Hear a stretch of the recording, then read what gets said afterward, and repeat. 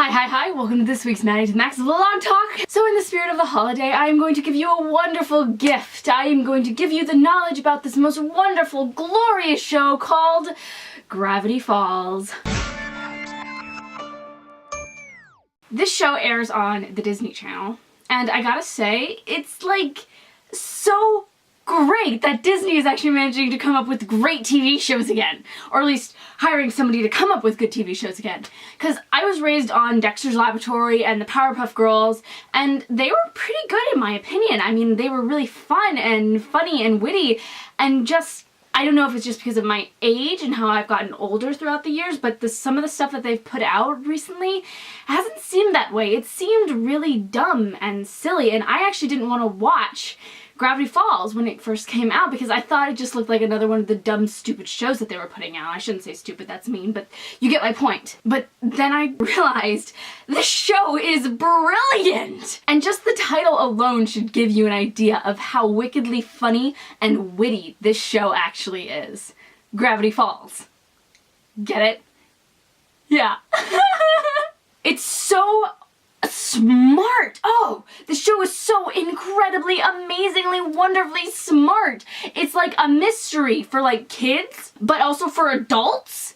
And it's brilliant because there's this overlying plot and overlying mystery that is fairly easy to solve and figure out, but then there's the underlying mysteries and plots that are like, you have to figure them out, and there's clues and hints and codes that the writers and the creators of the show leave in the show for you to figure out, and it really is amazing because it gets the audience involved and it's brilliant. So let's start with the basic premise of the show. What is it? So we have the two main characters, Dipper and Mabel Pines, whose parents send them off for a summer vacation with their great uncle Stan in his cabin in the woods in the sleepy town of Gravity Falls. Dipper is basically the down-to-earth one who is always trying to figure things out and plan stuff and stay pretty down-to-earth. Overcomplicated. Let me just... Alright, fold that there. Okay. While his twin sister is not. Mabel is just such a wonderful wonderfulness. Oh, I love her so much. That's debatable. Basically, if you want to really get the grasp of Mabel, she's, well, she's like this. Check it out, Dipper! I successfully bezazzled my face! Blink! Ow. I love her! She's just this creative ball of creativeness that can't be stopped. She's the avalanche of fun that will keep going on forever. The thing that I like best about this is that they are twins, but they don't have that perfect in-sync twinness that you see a lot of times with, like, Fred and George Weasley, or in Ouran High School Host Club, those two twins. How they were like practically the same person and were like always attached at the hip. But that's not what either of these are. These are fraternal twins who look almost nothing alike, but are similar in some ways. But they do work really well together at some points and are better off as a team together, but at the same time they're brother and sister, so they butt heads on a lot of things. Awkward sibling hug? Awkward sibling hug. Pat, pat. And I know with my brother, it's like, yeah, we work good on some things, but on other things, forget it. No way, we get in fights about that all the time kind of thing. And that's perfect because it's actually, their relationship is based off the creator's actual sibling relationship with his twin sister. So, kind of perfect. And while spending their what looks like going to be a very boring summer with their Grunkle Stan, Dipper ends up finding a mysterious journal with all these odd creatures and secrets that lie within Gravity Falls. Because of this journal, him and his sister are then thrown into the world of mysteries and monsters. But they're 12-year-old kids. Stuff like that is cool! So instead of running and hiding from it, most of the time, they are loving it. They accept it as what it is and learn from it and go on amazingly cool adventures. And then we have Gideon. Little dude with a lot of anger issues. I can buy and sell you, old man! Fair enough. Gideon is a whole bundle of weird.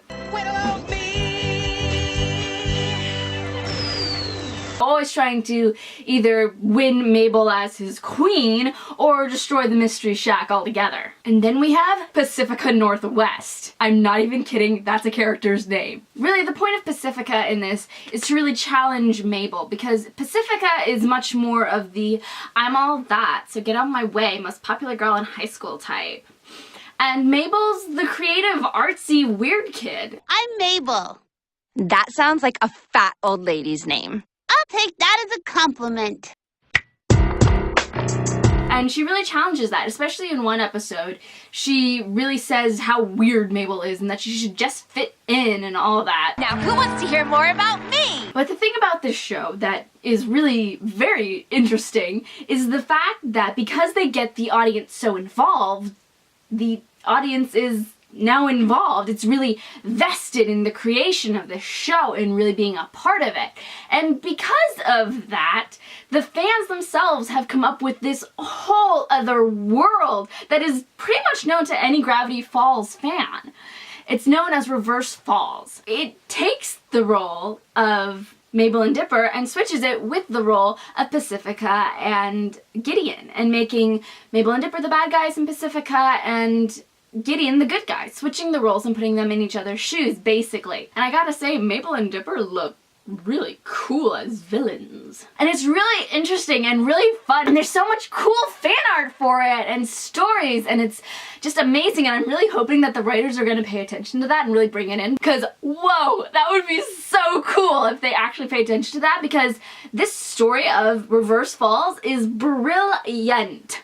Whoever started it, you're a genius. I really like the Reverse Falls because it can show that characters are able to change, even if it is only in the fans' minds. But still amazingly cool and creative of these fans. I love this show because it gets the fans this involved. And then we have the biggest mystery of all, Bill Cipher.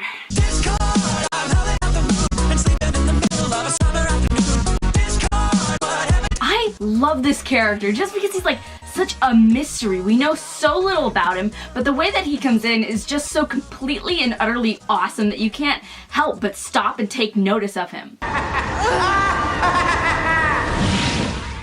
Oh, Gravity Falls, it is good to be back! As you can see, he looks like a triangle that can be seen on the back of the dollar bill. If you ever noticed, the dollar bill itself has an enormous amount of mystery that no one really actually fully understands. I mean, I'm sure there's some people, but in truth of it, not that many people do.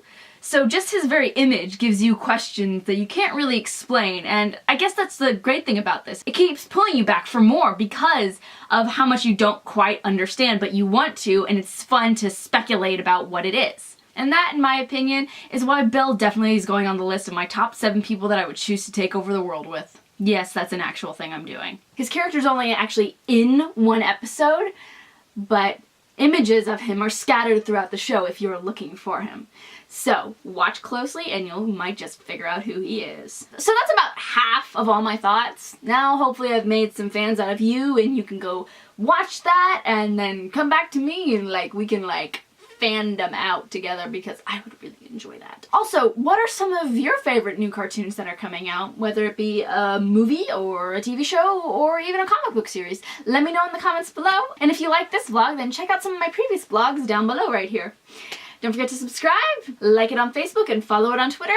And from now until next week, happy holidays!